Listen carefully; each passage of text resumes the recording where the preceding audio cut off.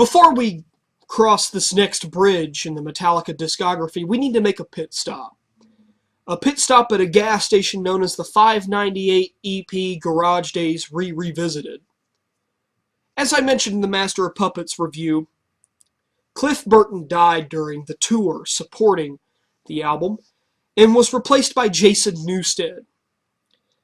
The 598 EP was sort of a way to not only say that Metallica isn't finished, but also a way to kind of break in Jason Newsted, the new bassist. And there are great covers on that album, on that EP. Helpless by Diamond Head. You've got Last Caress Green Hell by the Misfits. Both are great covers. There's a few more on there, but frankly, my memory seems to be blanking right now. So that's a little bit of a pit stop, an interesting listen. If you can find some of those covers, I know some of them did make it onto Garage Inc., which we'll get to later on down the road. And Justice for All is one of the most debated Metallica albums in my eyes. I debate about, whenever we get into Metallica and we start talking about the discography and what albums are the best and which are the worst, and Justice for All always comes up in the fact that I feel like And Justice for All is in fact one of the biggest forms of injustice towards Metallica.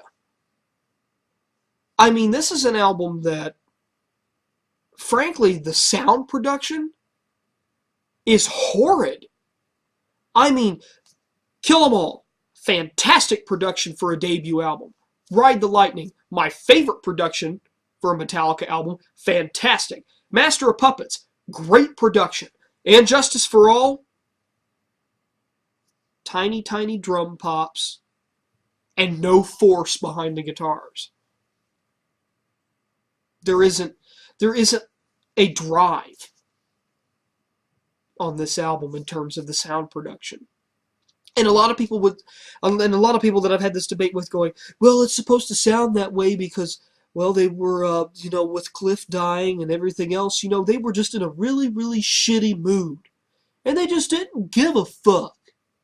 I go, yeah, but that's not really a justification in terms of having your album sound like this.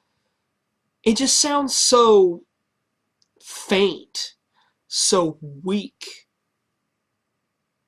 And this is also a very long album, longer than Master of Puppets, if I remember correctly.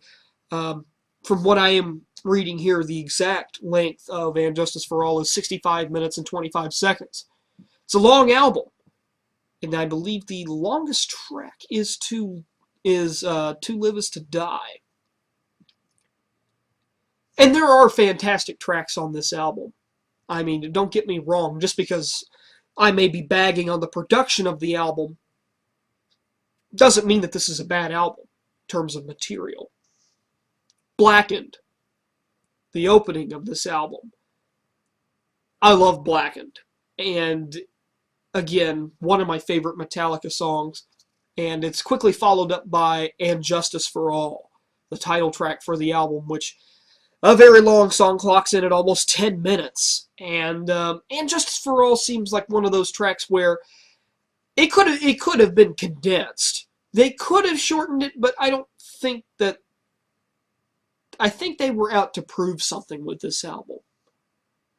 We can play songs, we can be a fast, heavy band without having 2-minute track lengths. Then you get One, which, again, is one of those Metallica songs that you constantly hear on hard rock stations. I mean, you see the video for it, which, by the way, was the first video for Metallica. And again, like Master of Puppets, you go into a Guitar Center and you'll probably hear riffs from One. Personally, some of my favorite tracks off of this album are The Shortest Straw, Frayed Ends of Sanity, Blackened, and Justice for All. I also enjoy Dyer's Eve, but not as much as, say, the other tracks.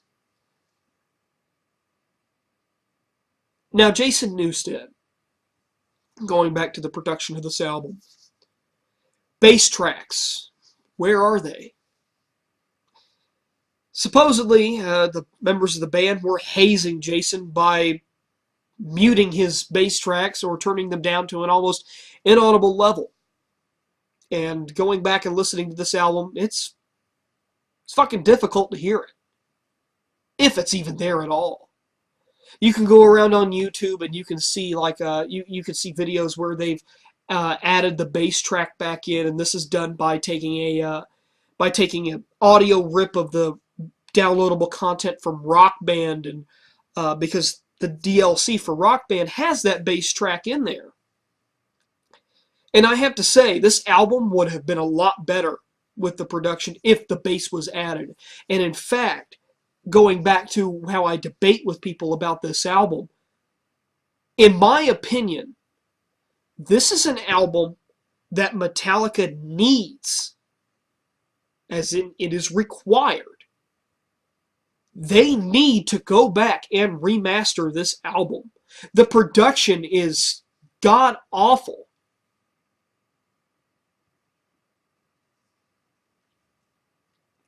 But nonetheless, the material is great. I have no problem listening to this album. And to me, this is where we hit our high point. You know, we're at the top of the hill now on this road down Metallica Highway. And the next stop on the road, it's an even bigger shitstorm than, say, this. The next one is a nice little divide in the road of Metallica. And frankly, it's going to be very painful for me to review it. Danny here from Metal Couch, signing off.